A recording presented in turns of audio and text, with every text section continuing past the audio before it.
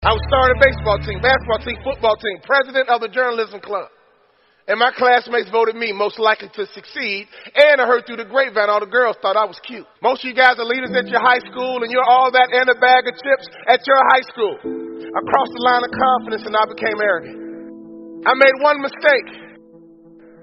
I believe in confidence, but arrogance is a dangerous thing. I was all that and a bag of chips at my high school. But I want you to know, when you leave high school, it's a big world out here. And when you start going to college campuses, there's other people on that campus that was all that and a bag of chips at their high school. I made a vicious mistake and I became arrogant. I want you to be confident, but don't you dare cross that line into arrogance. I was all that and a bag of chips at my high school. Some of you girls think you're cute, but there's girls out here cuter. Some of you guys think you're handsome, but there's guys out here better looking than you. Some of you guys are really smart, but there's people out here smarter than you. When I played high school basketball, the gymnasium was jam-packed. And when I walked in the stadium, my classmates would chant my name. Walter, Walter, Walter. Oh, I make myself sick thinking about how arrogant I became. I crossed the line of confidence, and I became arrogant. I got recruited from schools all across the country to play college basketball. They would ring the doorbell. I was sprawling on the couch. Who is it today, Mom? Who is it today, Mom? UCLA, Arizona State, Michigan, Minnesota, Wisconsin. Who is it today, Mom? Who is it today? I ended up going to the University of Minnesota. I got recruited by a guy named Clem Haskins. He walked into my house, 3-piece suit, fresh haircut. He looked like success. He looked like money. He looked like success. He looked like money. He walked into my house with confidence. He looked like success. He looked like money. In the business world, remember this. The moment someone sets their eyes on you, they place a value on you. The second time they evaluate you is when you open up your mouth. So if you want to be successful in business, always look like success. Always look like money. And if you're not that smart, look good and be quiet. My coach walked into the house, 3-piece suit, fresh haircut, looked like success, looked like money. Came into my living room, started talking to my mom. He found out my mother is a native of Kentucky. Clem Haskins is a native of Kentucky. He stood in that kitchen, and all he talked about was Kentucky. Not even acknowledged my presence. He talked about bluegrass and red dirt, mint juleps in the Kentucky Derby. He found out my mother's best friend in college was his wife's first cousin. Clem Haskins came in and built a relationship with my mom and connected. My daddy was a sharecropper in Tennessee. Lived on a farm. He turned to my daddy. He said, Mr. Bond, I don't know about you, but I'm a country boy from down south. He knew my daddy was a country boy from down south. He said, if your son plays for me, Mr. Bond, he must earn his playing time. I don't know about you, Mr. Bond, but I'm a country boy from down south. Here's my philosophy. Wherever I show up, I am the key. Whatever team I belong to is going to win. If I'm in student government's going to win. If I'm on your basketball team, our basketball team's going to win. Why? Because when I show up, we're going to win. And right before he left the house, he said, Walter Bond, All-State from Chicago, you are the key to my recruiting class, son. If I get you to my campus, you are the key. At your high school, you are the key. In your family, you are the key. That's the kind of confidence I want you to have. No matter where you go in life, any organization you belong to, make up your mind that wherever I go, we're going to win. Does that make sense? I got to the University of Minnesota. I showed up on campus. I met my first teammate. It went something like this.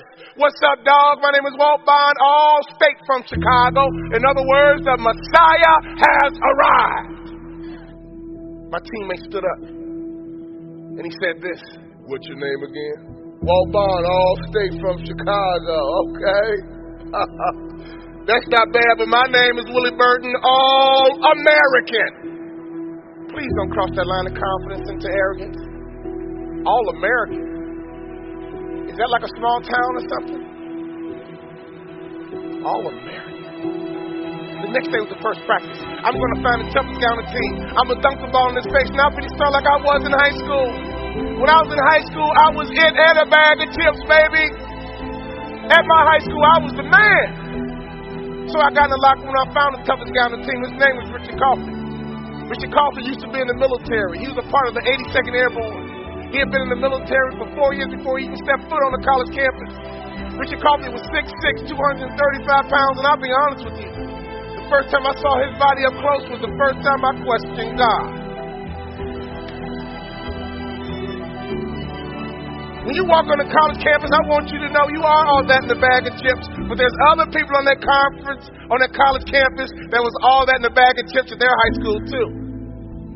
And for the first time in my life, my confidence began to wane. I got a hold of myself and I said, wait a minute. I'm Walt Bond, All-State from Chicago. My coach told me I'm the key to turn this program around. I'm going to take this ball and dunk it in Richard Coffey's face. As soon as practice started, I grabbed a loose ball, went in with everything I had. Bring it on, Richard Coffey. Woo, let's go, baby. Bring it on, Uncle Sam. Let's go.